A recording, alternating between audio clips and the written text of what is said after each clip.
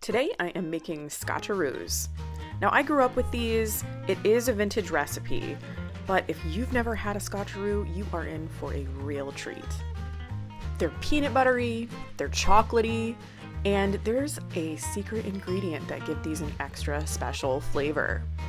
Before I get started, can we just take a second to appreciate this adorable vintage recipe card? I just love it.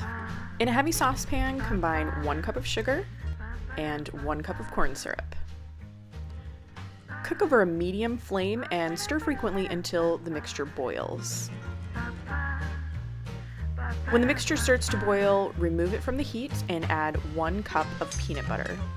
Stir until well blended. Will you just look at this glorious mixture? It is so delicious, it is so luxurious. Once the peanut butter is well combined, add 6 cups of Rice Krispies and stir until the cereal is coated.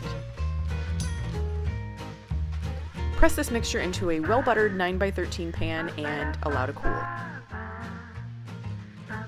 While your mixture is cooling, combine 1 cup of chocolate chips and the secret ingredient, 1 cup of butterscotch chips in a microwave-safe bowl. Yes, the secret ingredient is butterscotch chips. I'm always saying that people think they hate butterscotch until they taste these.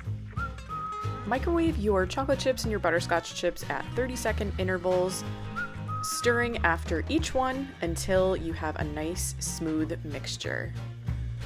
Drizzle over the top of your Rice Krispies and smooth with a spatula. I, of course, love to use my offset spatula for something like this. Now you just put them in the fridge for an hour or so until the chocolate hardens. And oh boy, are they worth the wait. These are dangerous, y'all. The texture is both chewy and crispy at the same time, and they taste incredible. I hope you liked this video. If you did, give it a thumbs up and subscribe to my channel by clicking on the red button below. Thanks for watching, and I will see you in my next video.